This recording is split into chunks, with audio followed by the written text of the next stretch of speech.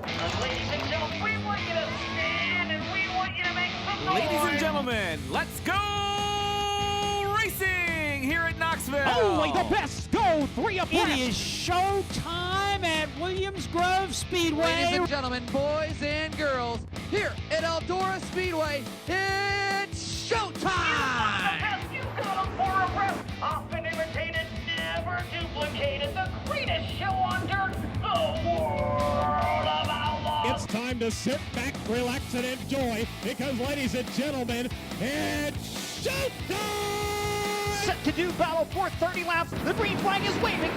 Hello again. It is Wing Nation presented by Hercules Tires. Right on our strength. Talking sprint car racing, our favorite time of the week, and we are so glad that you have joined us. Erin, Evernham, and Steve Post. We're going to talk to a couple big winners this weekend. Yeah. Cole Duncan. Man, he had a whale of a season. Quietly there in Ohio. When you start doing some math and adding things up, it's like, old Rodney's boy did all right, didn't he? Oh, yeah. 7 wins, some I know. championships. Yeah, exactly. Not bad at he all. did good. Now, a guy that had not had all that great of a season until Saturday night, Brent Marks is going to join us. Yes. But, boy, he found the right time to gas it up, Yeah, didn't he? his season is now made. Yes, absolutely. So great stuff. Hey, had the chance this past week, and just really proud and happy of our friends at Dryden, one of our partners. They co-sponsor Shark Racing.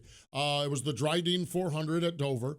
Corey LaJoy joined the Dryden color, and what a great story this company is, and just getting to know the people there, from Dave Klinger to all of the folks in the mix there, and just really fun to watch them grow. I love success stories. I've never had a problem with Donnie Schatz winning all those races and championships. Yeah. I love watching it. Back in the NASCAR day, I never had a problem with Jimmy Johnson doing that or Jeff Gordon or whatever.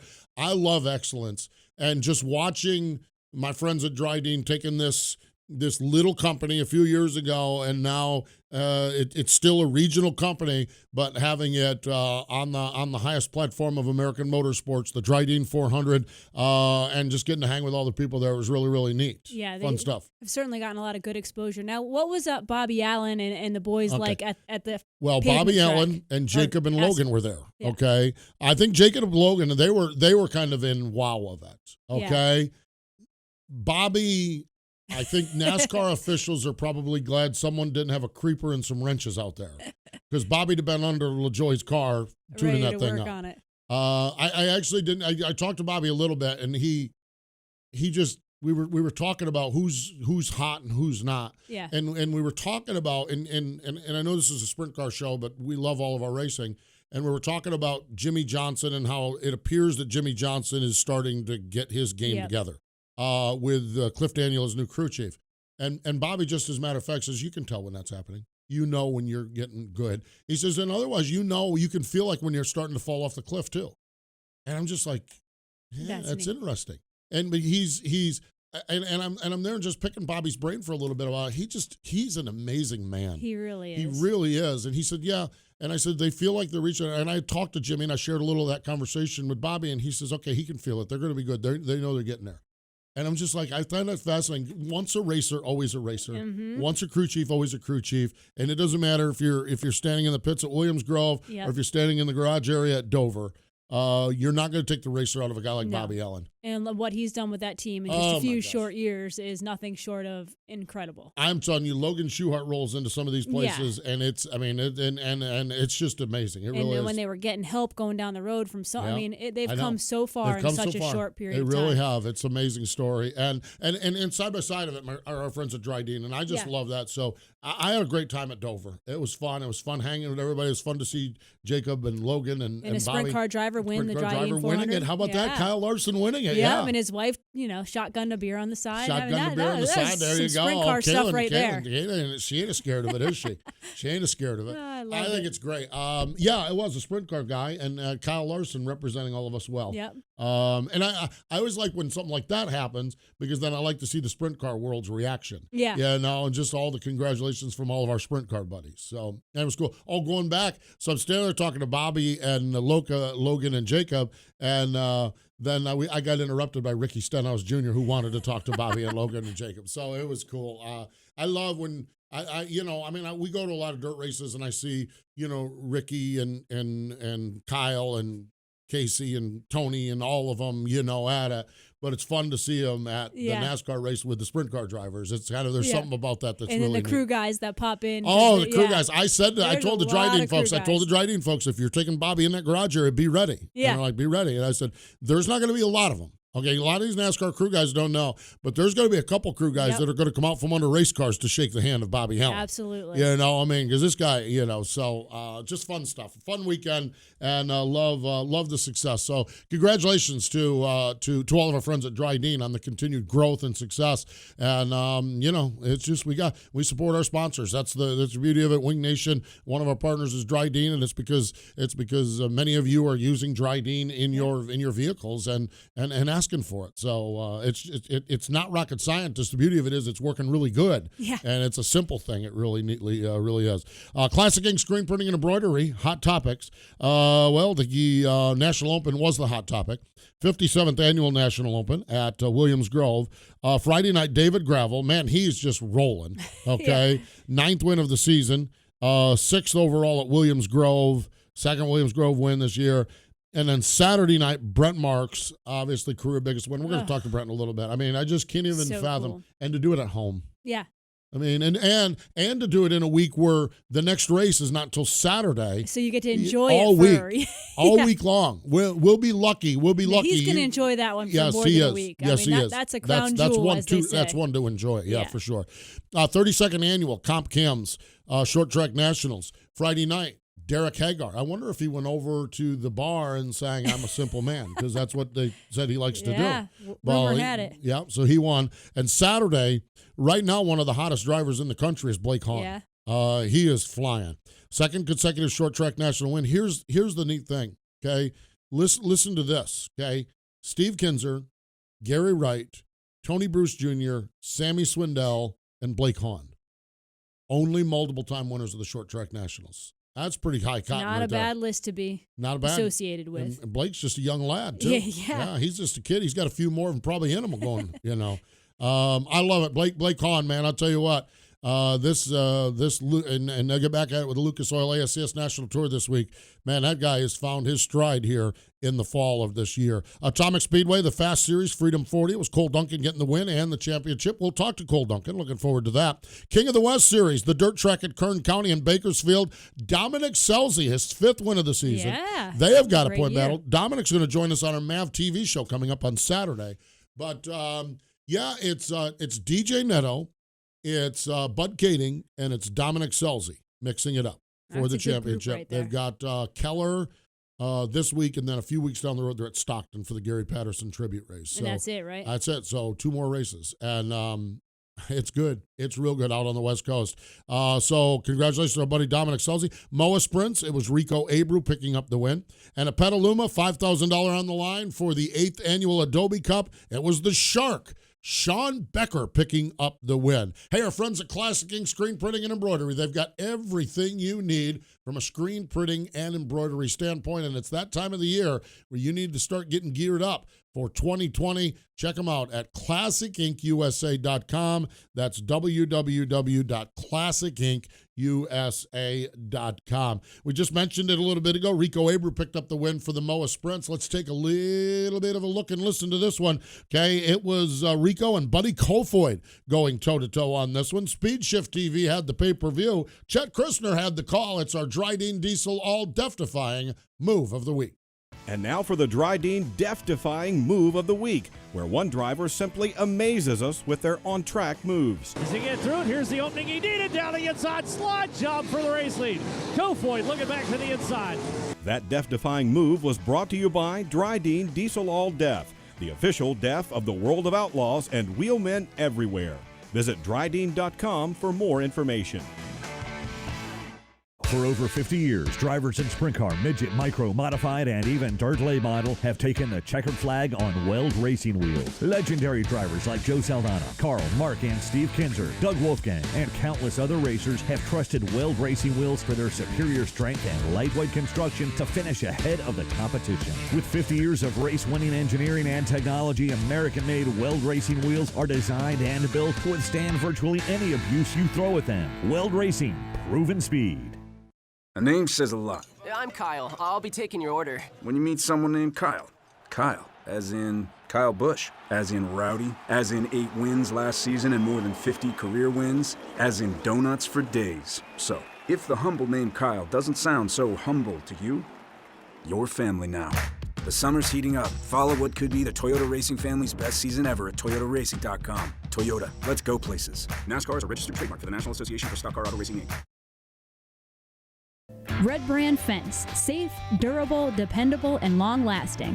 Whether it's keeping horses, cattle, and livestock in or stopping predators, Red Brand is the best fence money can buy. Each inch of the woven wire is inspected for top quality before it's crowned with the trademark Red Top Wire.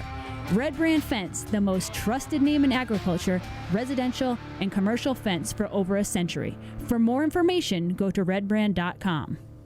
No matter what or where you race, Hefner Racing Products and HRP Wings has you covered. Check out the premier Shark Wing as well as other sprint car wings and components. Sprint car, mini and micro sprint wings, and the HRP Original Recess Rivet Wing. All HRP wings are wind tunnel tested. HRP carries a full line of affordable, top-of-the-line, USA-built sprint car components. Shop online for all this and more at hrpracing.com. The Racer's Choice, Hefner Racing Products and HRP Wings. This is Shane Stewart, and you're watching MRN's Wing Nation. I'm with Steve Post and Erin Evernham. Thank you, Shane. Evernham. It is Wing Nation, presented by Hercules Tires. Let's go to the hotline. My gosh, the list of wins, the list of championships this year up in Ohio. The Fast Series champion, the Atomic Speedway champion, picked up the win in the Freedom 40. Cole Duncan's on the line. Hello, Cole. Welcome back to Wing Nation. Hey, thank you guys for having me. Man, I'll tell you what, dude. You picked up the win in that fast, the Freedom 40. That was your 5th consecutive win in that race. Tell us about that win on Saturday night.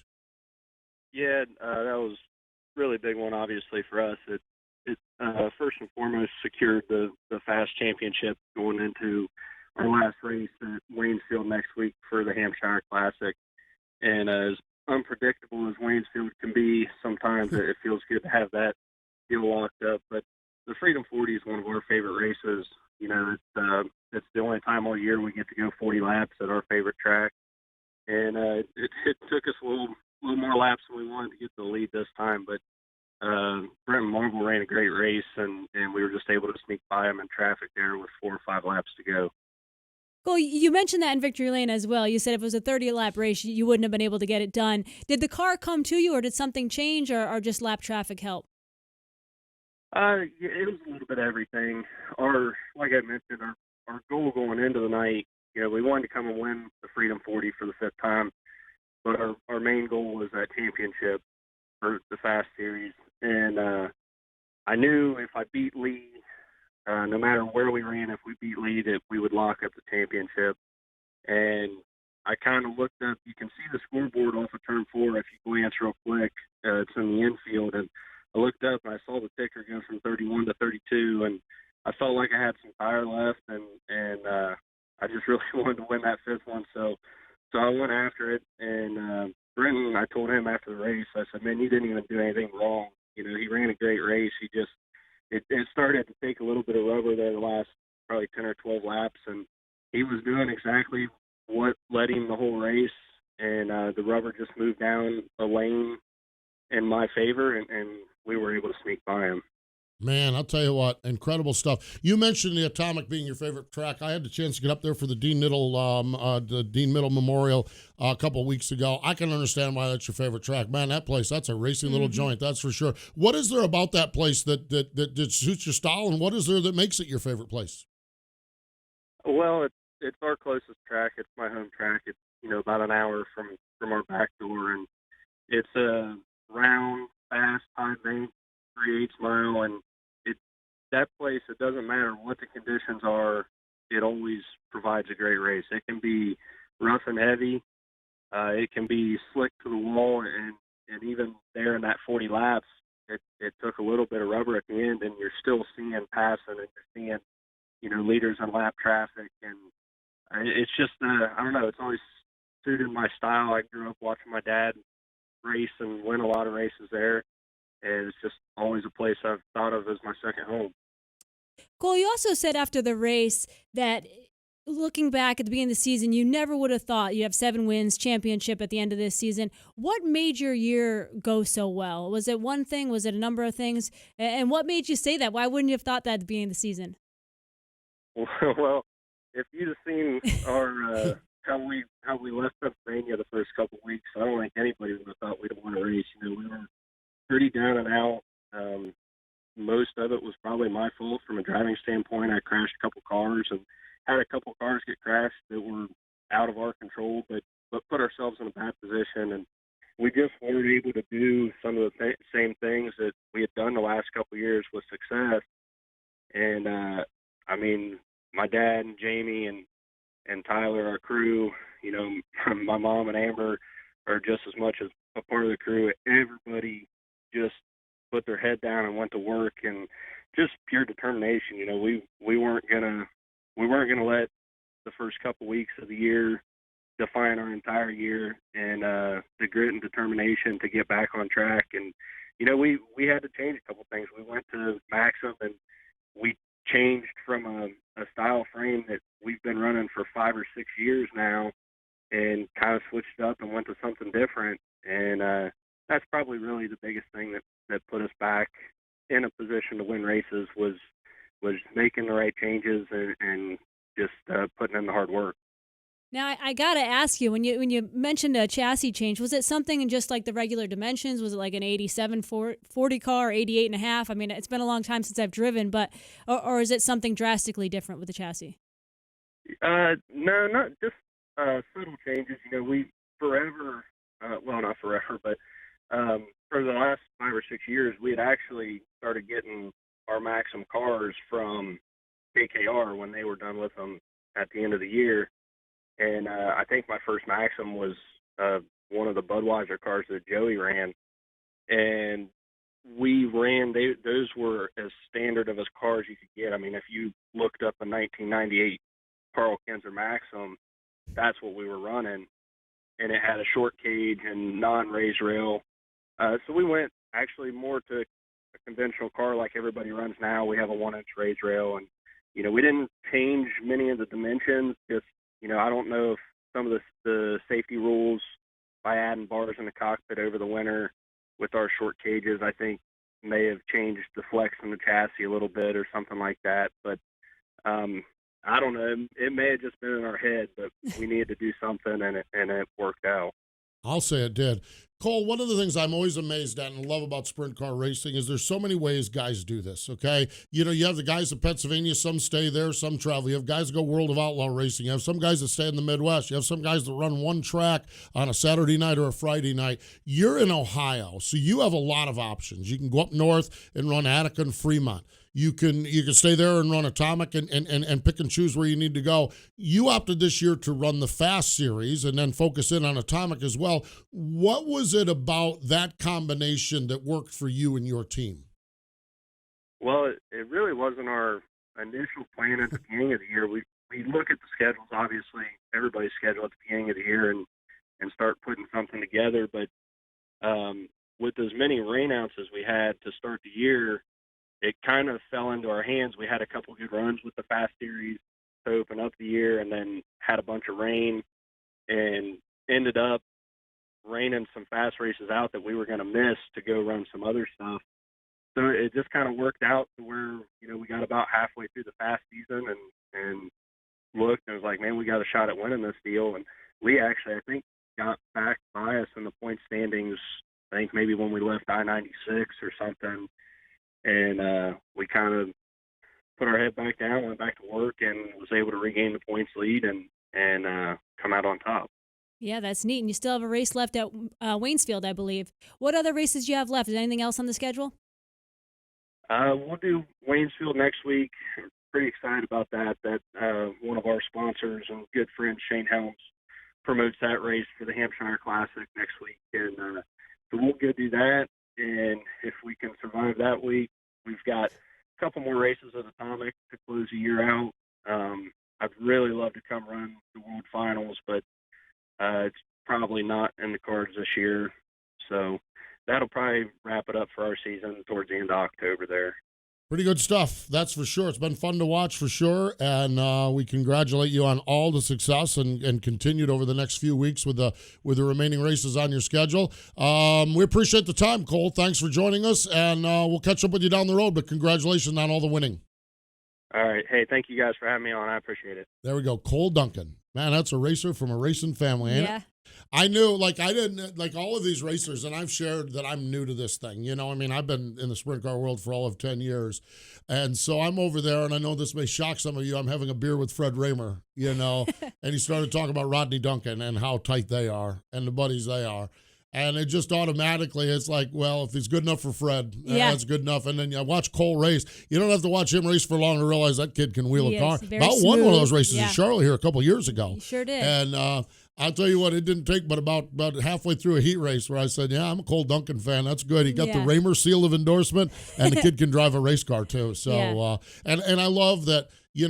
That Fast Series was interesting because it used to be the Fremont Attica Series. Yeah. Okay, and then they moved it on the road, and then through whatever happened, the next thing you know, there's not even a race for the Fremont Attica Series at Attica. And so Attica Fremont put their own 2-track point thing together. I think it's worked out well. I think some racers wanted to travel, some people don't want to travel. And it's worked out well. And some want to travel just a little bit. Yeah, exactly. Travel just a little bit. And Lee Jacobs followed it. Yeah. And obviously Cole did. And it's just seemed to work out pretty good for everybody. And the Attica Fast Series is taking care of the local racers there in not only the 4 tons, but the 305s. Yep. So out of a disruption or a dispute came 2 things that are pretty cool. Yeah. So working for everybody. So great stuff. We appreciate Cole Duncan joining us here and appreciate the chance to talk with him on the Red Brand Fence Hotline. Let's step away. When we come back, the National Open champion, Brent Marks, joins us next. Since the dawn of American industry, Dryden was there as the country built its first roads, laid the blocks of its factories, and spanned rivers with new bridges and rails. Today, with Dryden's all technology, we instill this heritage into every Dryden oil, lubricant, fluid, and DEF product we make. Dryden is a tradition of performance with 21st century technology. Dryden, official motor oil of the World of Outlaws, and always American owned and operated. Visit Dryden.com for more information. Sage Fruit is a high-quality grower, packer, and shipper of Washington State apples, pears, and cherries. Sage Fruit believes in sprint car racing as a proud sponsor of sprint cars for the past 16 years and a partner of Wing Nation for the past 4 years. We love sprint car racing, and we're there for our sprint car fans. Sage Fruit works hard to deliver an exceptional eating experience. We value our relationship with sprint car fans and appreciate your continued support of Sage Fruit. Ask for Sage Fruit at your local grocer. Here's your chance to win a set of your very own Hercules tires. Go to HerculesTires.com/MRN. Simply register, and each month we'll give away 1 set of tires. Hercules Tires has the value, selection, and industry-leading mileage coverage to get you wherever you need to go, no matter where the road takes you. Register now for your chance to win a set of Hercules tires at HerculesTires.com/MRN. Hercules Tires. Ride on our street. Aggressive Hydraulics, where we engineer the cylinders that move your business. We specialize in designing and manufacturing purpose-built, application-specific hydraulic cylinders with superior precision and performance, making OEM products stronger, crafting cylinders that operate on a global basis in a wide variety of industries and applications. Get aggressive with your cylinder challenges. AggressiveHydraulics.com. This is Terry McCarl, and you're watching MRN's Wing Nation on MRN.com. Thank you, T-Mac. It is great to have you joining us here on Wing Nation, presented by Hercules Tires. Let's get right back to it. The Red Brand Fence Hotline joining us after that huge win on Saturday night that just made everybody happy. Brent Marks is on the line. Hello, Brent. Welcome back to Wing Nation. Hey, Steve. Thanks for having me. Dude, what's life been like for the last few days? It's been pretty great, actually. That was an amazing night, and a huge accomplishment that we were able to make there. And it's just it was a lot of special moments that night. So I'm thrilled. It's awesome. Brent, 40 laps at Williams Grove, it's a long race. I mean, 40 laps anywhere, but Williams Grove, the way it is, the way the race began, you had a bunch of yellows. Talk about the event. I mean, nothing more nerve-wracking than starting on the front row and trying to maintain up there. Yeah, it definitely was, and like you said, it's a long race, and you gotta manage your tires, and you gotta manage the fuel, as well. Because we even had a fuel stop there. Had an open red and still only finished with a little under 5 gallons. So you gotta manage everything, and I just felt like we didn't have any more laps left in our tires, and it's just Williams Grove is just a tough racetrack, and you just got to play it smart and drive as hard but as cautiously as you can when you start up front there, because obviously you don't want to get behind and lose the lead, but it's nice being out front there and controlling your own race and controlling your own pace, and you don't really have to push the envelope too hard when you're out front, just controlling the whole situation. So yeah, no, it was a long race. I wish it was 30 laps instead of 40, because it's really nerve wracking when you have such a long race there and you're running up front the whole time. I mean, you just want it to end as quick as possible. I can imagine, and then you get the advantage. Brian gets back by you. You get by Brian. You have a restart. Pittman gets around you. So I mean, they kept you busy. Was there a point though in the race where you where the optimism started to set in, or are you just so focused on where you're at that it's never optimistic? It's just celebration when you cross the line.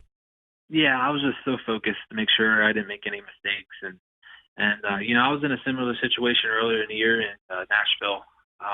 For the final night there. And, it got to be around the bottom there and just was involved in lap traffic. And I just got too antsy and tried to make a move around a lap car and ended up getting in the wall and losing the lead in that race. And, I just wanted to make sure I didn't make that same mistake on Saturday there. And was just trying to be as patient as I could and just honestly just concentrate the whole time, because I know how these races are. They're not over till you cross that start finish line, and knowing there towards the end the track moved down to the bottom, started getting a lot of tire wear, and when you have a 40 lap race or a 50 lap race and the track ends up being that way, you don't know how your tires are. And I mean, when we were sitting there in victory lane, I looked at them and they were totally bald. So if I pushed the envelope a little too hard there earlier in the race or halfway through, I might not even have been able to finish the race. So, like I said, just trying to concentrate as much as I possibly can, and made sure I didn't make any mistakes or spin the tires too much or slide the car too much and wear the tires down. So yeah, I'm definitely over the moon with this win. It's awesome. Brent, your description of the race and driving it it's almost like overwhelming. You were worried about tires, you're worried about not, fuel, all these things during the race and hitting your lines and not running too hard. But when you're in the car, are you kind of relaxed? Are you kind of in the zone, or are you really like up on the wheel thinking about these things? I know it's been a long time since I've raced, but there were some races, some nights the car just felt good. I guess it's the proverbial zone that, athletes talk about. And there were other nights that I ran well, but I felt like I was, all over the place, like my brain actually on the track. Was it one of those nights that you were relaxed and all those thoughts you were having just kind of came to you without, I don't know if I'm describing it right, but I'm sure you can help me out. Yeah, no, it's exactly what you said there. I was that night there was, I was just relaxed and things were just coming to me, and I was just like I said, I was just staying concentrated, and I feel like when I'm relaxed behind the wheel, and I feel like I'm a better driver. I make smarter decisions, and there's nights that you really can't relax. It might be wet and heavy, and you're pulling tear offs, 3 times a lap, or weaving in and out of cars, and you can't relax on nights like that. But the way that everything unfolded there at Williams Grove was just a nice relaxing race, and like I said, my car was good enough to where I can control the race too. So it wasn't like felt like I was far off and felt a lot of pressure from behind, and I really had to push the envelope. I could just kind of cruise, and I lost the lead to Brian Brown on the one restart there, and I knew I had a good enough car to get back by him. I just had to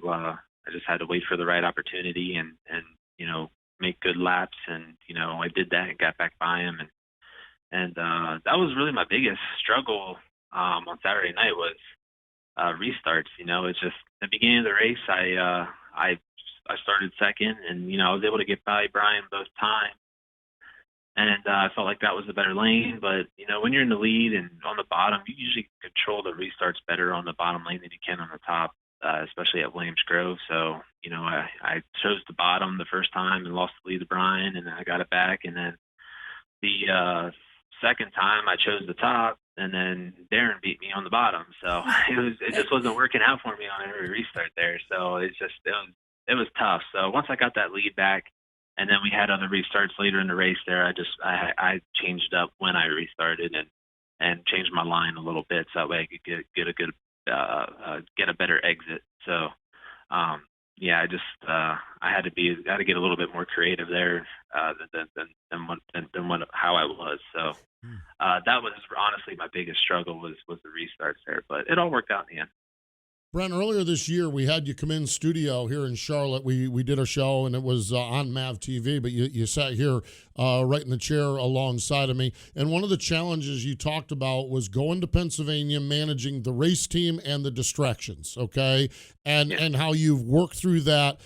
I can only imagine when that race was over, managing the race team and the distraction of the fan. Probably, I bet you had a lot of well-wishers there. Yeah, it definitely did. The crowd was amazing, and the cheers that they were giving me was overwhelming, and really made me feel special. It's just to be able to win, a race of that magnitude, and the history that's associated with that event. It's amazing, and I got my name, etched alongside the greatest sprint car drivers ever to drive, sprint cars and race, and it's just I don't know, it's hard to describe, but it's an amazing feeling, and be able to do it on our home turf in front of front of everybody that I started out my career racing in front of, and they have the support they have for me is tremendous, and my whole family being there, it's just it was really special, and that's where I grew up, in the infield there at Williams Grove, and that's where I fell in love with sprint car racing. So I've got pretty much my whole life dedicated to that racetrack there, and it's been a struggle the last probably 3-4 years at Williams Grove. I really haven't had the best of cars, and just haven't had the best results there. And nights that I did run good, something stupid happened, and we just didn't get the result. And to get my first win of the year, I definitely was not expecting it to be that night, but I'm glad it was. Yeah, I mean, what a cool story. Brent, I love when you had your daughter up on the wing. I looked like she might have been half asleep, but it was adorable. How cool was it to have your daughter in victory lane at the biggest race at Williams Grove Speedway? Yeah, it was really special, and that was her first World of Outlaw win too, because she wasn't able to be at the other one. But that was really special for me. And I think it was like right around midnight there, so she was pretty tired and and maybe a little grumpy, but no, I wanted to try and share that moment with her, and it's something that we're going to be able to look back one day and smile about and enjoy. So no, it was great to have her there, my wife there, my mom and dad, my grandpa, my whole family. It's just it is really special. I chatted years ago with Elliott Sadler, the NASCAR driver, and he had gone through a cold slump, and then his family had changed, and he had a baby, and he won a race at Pocono, and he had pictures of his infant daughter in victory lane with him, and he said, she'll never remember this, okay, and your daughter, she's up there on the wing. He said, but we're always going to have this picture, so she'll remember the story, and so I was so happy to see that. Yeah. She was there, and you got photos and video to document it, so that's right, yeah. That is really, really neat. Your timing was also impeccable because it is rare in the world of outlaws that not only do you have 6 days off, but you have 6 days off at home after winning the big race. Your timing on that has been nice, not only to catch up with everything, to catch up with everyone, to celebrate this a little longer. Usually you're at the car wash and to the next racetrack. This week has had to be nice, at least so far along the way for you as well. Yeah, definitely. Get to celebrate a win at home, and my other ones, they came, they came when we were out of town, and obviously it's awesome to get a win anytime, but it's just, for whatever reason, it just feels extra special when you're able to be at home and be around everybody that supports you, and you don't have to worry about loading up and driving 6-7 hours down the road to the next hotel, and getting the car washed right away, and just can't celebrate the right way, that, and it's just, like I said, it just makes it that much more special being at home, to get a win like this and to be able to celebrate it the right way. So it's just it's great opportunity, and like I said, glad everybody was there to be able to be a part of it and just make it that much more special. So it's just it was a good night. Great night for sure. Final question for you, Brent, and I'm always awkward about asking questions because your dollars and cents, your budget, your race team is none of our business, none of our fans' business, none of our business here on Wing Nation. But you had indicated in Victory Lane that this is going to set you guys up for the off season, $65,000.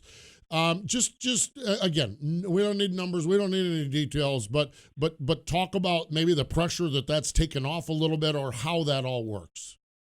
Yeah, it takes a lot of pressure off because there's a lot of money to be spent over the off season to prepare for the next season, and all we're doing over that time period is spending money and nothing's coming in. So that's it. It makes it hard, and that's a long time. A lot of people don't go through a 3-month period of just constantly spending and spending and spending and not getting anything in return. So it's a tough period of time.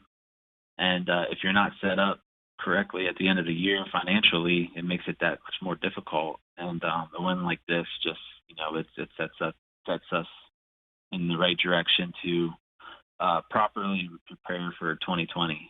And that's what it takes to be able to be super competitive in this series is preparation.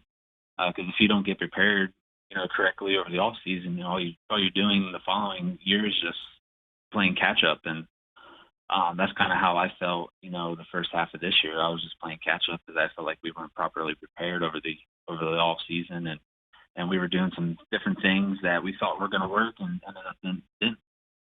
ended up not working.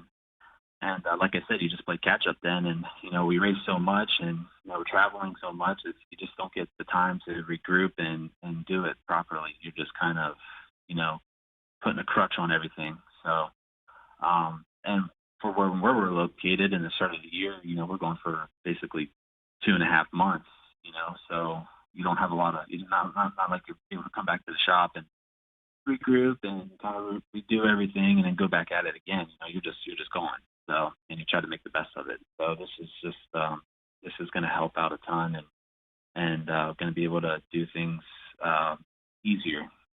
We try to do things right, but it just makes it that much easier when you get the big payday like that.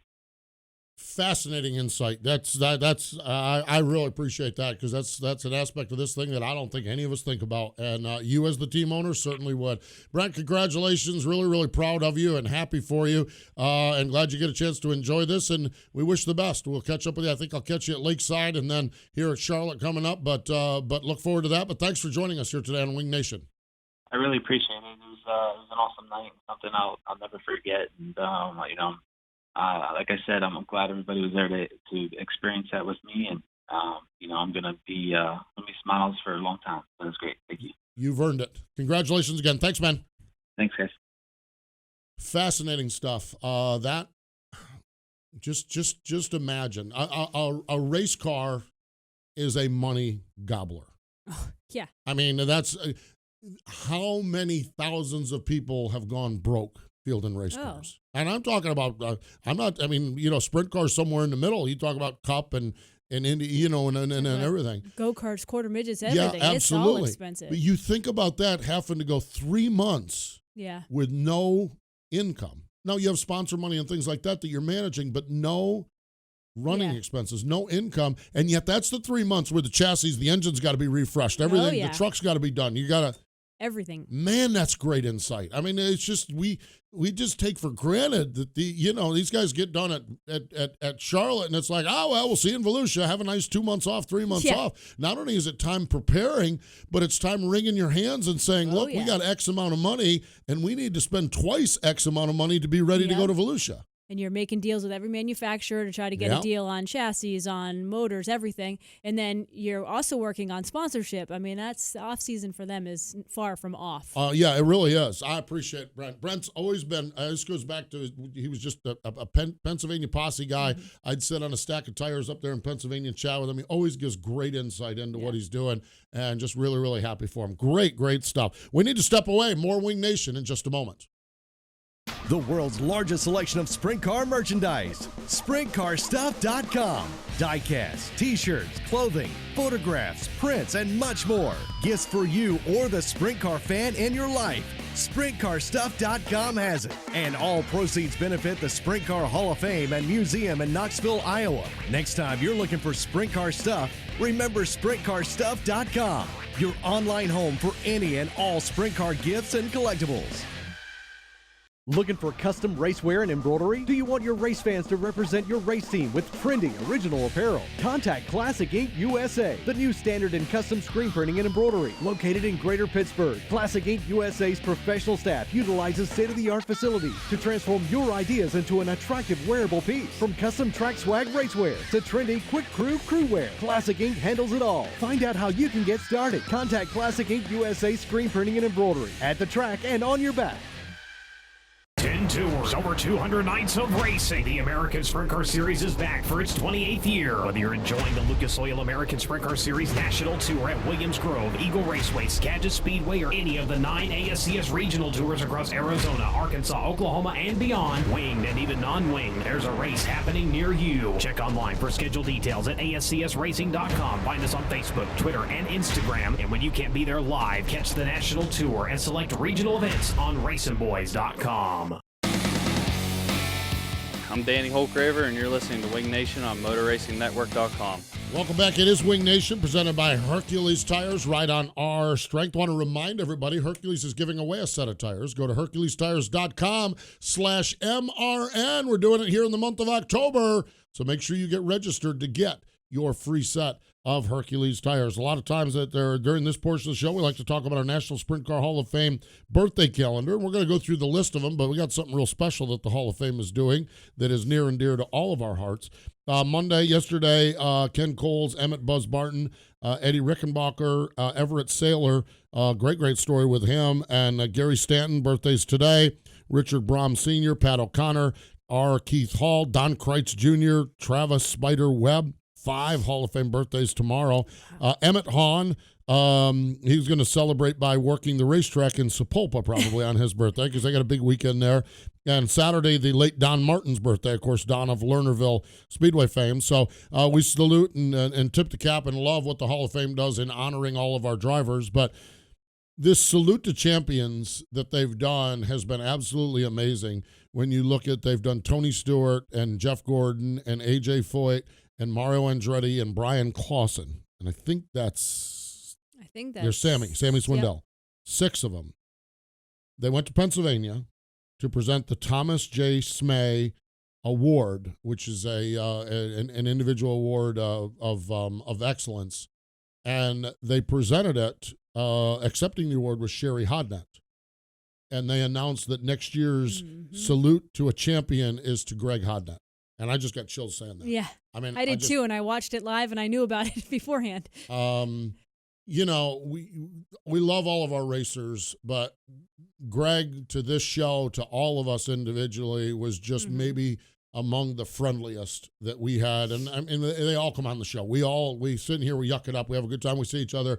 But there were just times sitting under the stands at Knoxville or sitting in a rain delay at Williams Grove or something. And just one of the friendliest people that this show, and the reality of it is every reporter that's ever covered Greg will tell you the same thing. I mean, there was somebody that posted after Greg had passed that I was a brand new kid coming into the sport. The first person I interviewed was Greg Hodnett. How lucky was I that he was the first guy that I interviewed, because he became a lifelong source. Yeah. And but the fact that they're going to honor Greg next year at the Hall of Fame, that's the whole summer tribute that they do. Multiple cars. Tip of the cap to Bob Baker. Whoever made this decision, I'm I love this Might have been decision. as board of directors. Those boarded, well, there we go. See, you would know about that. Yeah, No, I give a lot of credit to Bob. Yeah, Bob, yeah. And Roger Johnson, who is a good friend. Roger Johnson yes, was I think he's helping find some cars. And everything. I am telling you, cannot wait to see this. No. Cannot wait to see this. And again, HodNet, I've shared. I'm new to this. I mean, I've been around it for all of 10 years. I've seen HodNet I saw HodNet in Mike Hefner's car, and I've seen HodNet in the Trone car. Those are the only cars I ever saw Greg HodNet racing. But it doesn't take long to realize that he is worthy of the salute to champions that has been done to other greats, and I just think that that's phenomenal. The other thing I think is neat about Greg is that he touched so many parts of the country. He was for years a World of Outlaw driver, had some success. In fact, won a prelim night at Knoxville and ran well at Knoxville, but he was part of that Memphis connection and then Pennsylvania posse. So he covers the gamut as far as sprint car racing goes. He was most notorious as a Pennsylvania posse driver, but there's not many dirt tracks in this country that his wheels haven't touched. I agree. And he's had a lot of success there. So I love that. So tip of the cap. And literally can't wait. It was just really neat, and I know just I can't imagine. I can't imagine where Sherry's been at for the past 13 months. This is just This is a beautiful chapter out of a terrible book that she's been living, but just really, really neat. So, tip of the cap to everyone at the Hall of Fame. That's going to be really, really cool, and. Good people is what make our sport go around, and boy, there's a bunch of them, that's for sure. So I want to remind you that Wing Nation gear is available at www.wingnation.com. That's wingnation.com. Need to be paying attention to us here over the next few days because we've got some big plans for the World Finals. You're coming to Charlotte. You're going to be hanging with us for a while. We've got some big plans. I can't tell you about them. The high dollar people out there, they swore me to secrecy on this, but I might blurt it out sometime. But I am telling you, we got big plans. Yes, big plans for the World Finals. We should have those buttoned up here in the next couple of days, and we'll be able to lay those on you. If you're coming to Charlotte, you're gonna want to be part of what we're doing. I mean, it's just it's. I sit back and look at this thing and say, I'll be darned. I can't even believe we're doing this. And here we are, we're doing it. And so it's going to be really, really cool. There you go. Coming up, our HRP Racing upcoming calendar. Okay, on Thursday we have our podcast, Jason Myers. Going to catch up with Jason Myers. What's going on with old Jason Myers out there? Well, a lot of times he'll don the fire suit for Trophy Cup that's coming up. So I haven't seen anything yet, but that doesn't mean. I haven't seen anything either, but he's not scared to climb into that Trophy Cup race and mix it up with everybody. So we're going to talk to Jason Myers, one of the great minds of the sport, one of the great talkers of the sport, and just kind of get his perspective on what it's been like after quickly retiring from the sport after so much success and going on in his business. And coming up on Saturday on Wing Nation, presented by Sage Fruit on MAV TV, Dominic Scelzi joins us. And, man, I'll tell you what, you just have to say the last name Scelzi, and you know it's a great conversation. That's coming up at 7:30 and 10:30 Eastern Time on MAV TV. We appreciate Cole Duncan and Brent Marks for joining us here today on Wing Nation, presented by Hercules Tires. Wing Nation has been brought to you by Hercules Tires. Ride on our strength. Watch Wing Nation Saturday mornings on MAV TV. You can also find Wing Nation on wingnation.com or your favorite podcast provider. Wing Nation is a production of the Motor Racing Network. All rights reserved.